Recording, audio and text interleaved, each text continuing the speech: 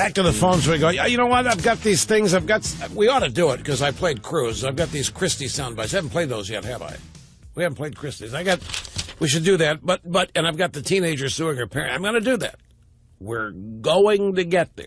But first, Stephen in Chicopee, Massachusetts. Great to have you on the program. Hello. Hey, Rush. It's nice to speak to you. You're my number one role model. You've got me to figure out myself and figure out who I am. So I appreciate what you do and what you do every day. Thank you very much. Really appreciate that. Rush, you haven't robbed any banks or anything, have you? What? You haven't robbed any banks or anything like that?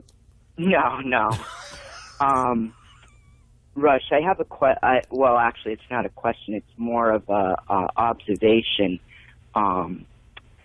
I have watched a documentary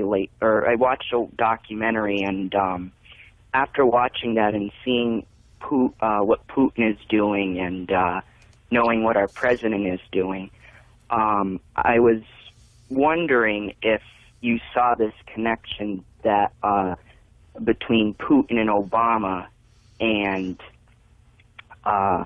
that basically there is no difference between them, and that although one of them is a KGB officer and the other is, as you mentioned earlier, from Acorn, fundamentally they're no different from each other.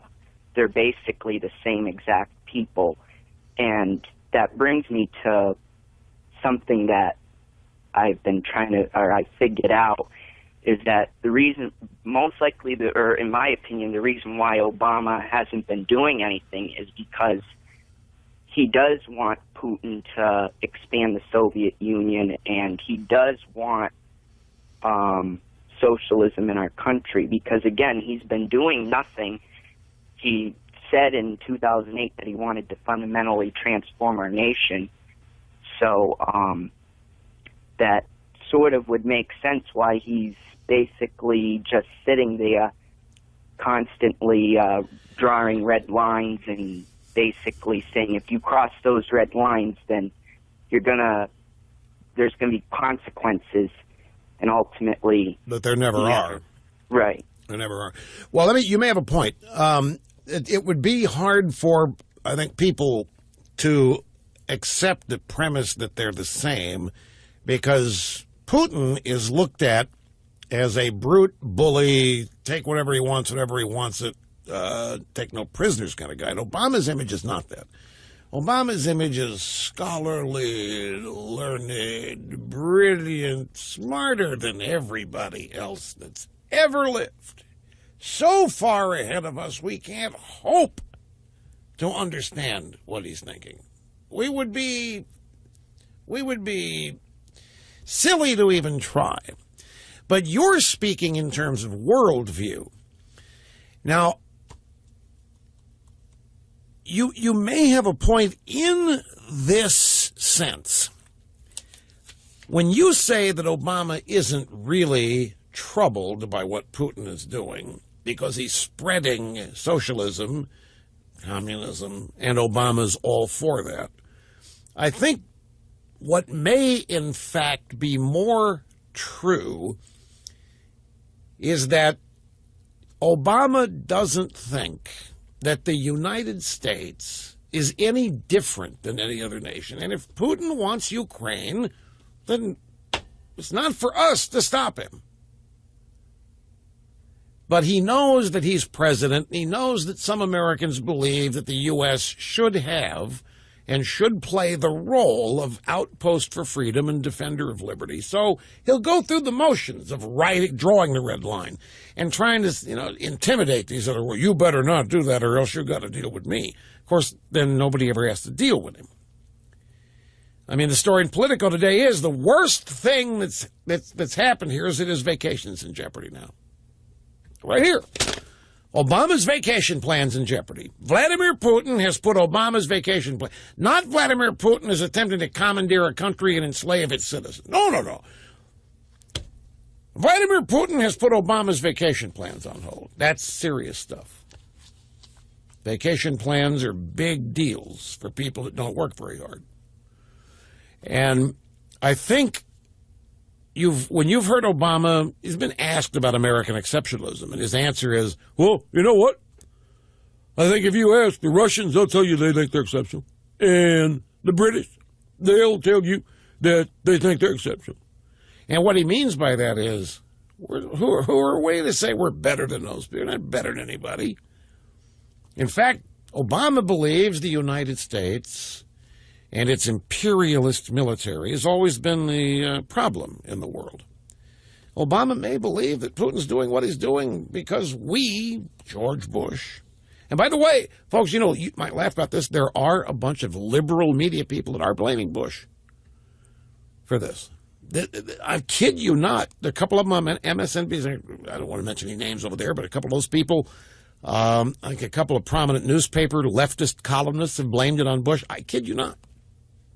So I don't think you'll ever persuade people that Obama is like Putin in the sense that he will deploy his military to conquer other countries and put them under the United States flag. But he won't stand in the way of anybody else going wherever they want in the world because he is of the liberal. Who are we to tell him no? In fact, that's almost out of the liberal national anthem. Who are we to tell him no? The way that works is the real belief in this regime about the Iranian pursuit of a nuclear weapon is, well, who are we to tell them they can't? We've got one, and nobody told us we can't. Who are we? What right do we have to tell the Iranians they can't build a nuclear bomb? And that's the way they look at it. So with Putin on the march, I think Obama's view is it doesn't matter, but he's got to act like it does, even if it means delaying a vacation. Syria, it doesn't matter. Doesn't care. But he has to act like he does. So here's the red line. You better not cross it. Oh, you crossed it. Now I'm really mad. Well, I'm going to draw it. You better not cross it. I'll get really, really mad if he never does anything about it. And, of course, that's the bottom line. Look at what he does. Zip, zero, nada. A lot of talk, a lot of trying to sound tough. But I think it's all rooted, Stephen, in the fact that Obama doesn't think it's any of our business to stand up for the freedom of people in Ukraine, even though we promised them that we would. In 2 agreements, Bill Clinton and Obama reaffirmed it in 2009. We promised them that if they would gut their army, gut their military, get rid of their nukes, that we would protect their borders. I know. What country is ever going to believe us again? And that has been operative for quite a few years now, not just now. But even though we promised them that we would, we're not going to. Does anybody really think Obama would use any kind of force whatsoever? He's going to send Kerry over there, whatever, and they're going to talk sanctions and this kind of stuff that is never going to matter and happen. And that's all for show to make some in the stock market think that Obama is traditional in the sense that America is the defender of liberty and freedom in the world. But that's so passé now that that's not even obvious.